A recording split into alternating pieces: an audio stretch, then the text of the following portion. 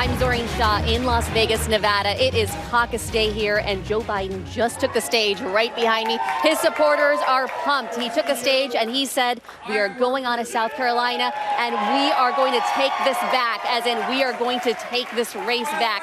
Now, even though it appears from the numbers coming in so far that Bernie Sanders is leading, we're hearing from the Biden campaign that they view second place as a win. They feel like Nevada looks like the rest of the country, and they feel like this bodes very well for them going forward. Now, we're going to look at the numbers. We have Rick Klein, our ABC's political director in D.C. Rick, what are you seeing from the numbers? Yeah, Zoreen, a second place finish for Biden would make the race a heck of a lot more interesting from here. But this does appear to be a night that belongs to Bernie Sanders. Again, not enough information for ABC News to make a projection. But as you see the numbers roll in, that first number on your screen, that's how Bernie Sanders and the other candidates did with the people that walked in the door. That's the first alignment. That second number is what happened after people that didn't get 15% of the vote realign, and then in the caucus system, they join up. And you see Bernie Sanders' number getting a little bit bigger, as is Joe Biden's, in that second number. Now, the third number, it's a little confusing, but it's drawn from a different data source entirely. That's directly from the state party, and that's the number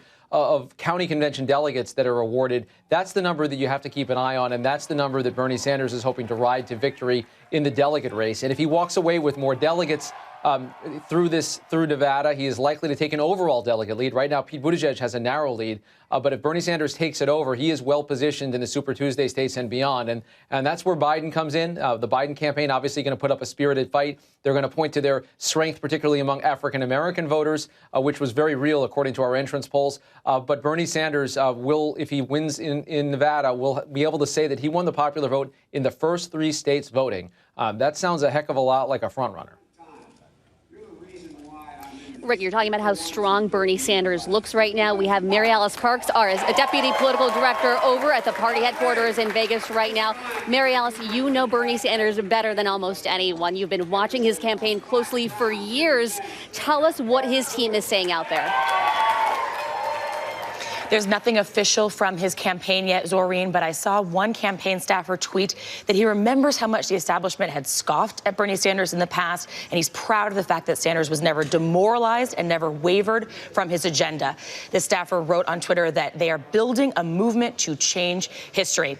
Now, I was struck by one number in the early entrance polls that ABC had that showed that Bernie won 49% of people that identified as very liberal. Zoreen. And we will have more in 30 minutes. For ABC News Live, I'm Zoreen Shah. Hi, everyone. George Stephanopoulos here. Thanks for checking out the ABC News YouTube channel. If you'd like to get more videos, show highlights, and watch live event coverage, click on the right over here to subscribe to our channel. And don't forget to download the ABC News app for breaking news alerts. Thanks for watching.